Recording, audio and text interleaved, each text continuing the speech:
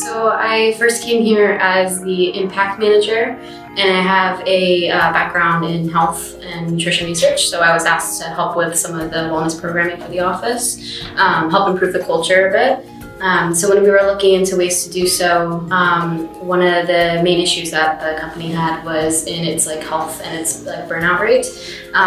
So a lot of what I do is it's involved in that. It's involved in making my colleagues' lives a little bit easier, increase their well-being in the office, their experience at Selina, and that's how I got connected to DeRose Monthly. We also do a monthly culture survey of each of our headquarters and locations, and they have very specific questions that will outline issues that we have in the company on different values and situations. So one of the biggest issues we had was definitely the burnout rate. So essentially people in the office were feeling like they might have been a little bit overworked, or they had a difficult time managing the work-life balance, which is a pretty popular issue that a lot of people have nowadays. So I have done research in the past, and there's a correlation between mindfulness and mental health practices and a balance of that work-life issue. Well, fortunately, one of my colleagues at Selina had utilized DeRose in Costa Rica, and he was also a student of DeRose, and he continues to go there and is now training apparently to be a teacher as well, which is awesome. So he put us in contact with Rick, and we automatically decided to implement him into our day-to-day or week-to-week programming. So we decided to do a weekly implementation of the class. Originally, we were doing 2 sessions per day because we had a bigger number of employees. So employees could decide to do a morning session or an afternoon session, which was very beneficial because some people, they would come in and they would feel sleepy in the morning, and meditation would actually be a really good way to wake them up. Or if in the afternoon they were feeling bogged down with meetings, they could take a 15-20 minute break, meditate, and then go back to their work.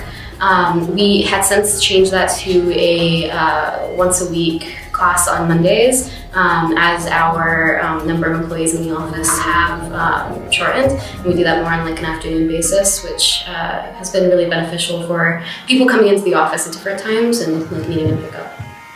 A monthly culture survey. So our culture rating in the office actually incrementally went up each month. We also used DeRose's wellness seminars, and so we had a week of doing these little short PowerPoint kind of presentations going more into depth of mental health issues or stress issues or maintaining that work-life balance. I know a lot of my colleagues got a lot out of that. Out of meditation, I've gotten personal responses saying, they feel recharged, they feel, like they kind of have an escape from work, they feel maybe that they have someone to talk to, and I've actually had colleagues that independently now go to the school and do mindfulness and meditation. Yeah, it's actually crazy that a lot of people would tell me that they're too busy to do meditation even for 15 to 20 minutes, which is the reason why we decided on that kind of time limit when implementing it at Selina. And we would see an incremental increase per week of people in attendance, and we even had one class with about 15 to 20 people, which was amazing. And so as crazy as it sounds, people taking time off from their work, from their busy schedule at a startup to prioritize their mental health was amazing. And to see the burnout rates go down exponentially was also really cool.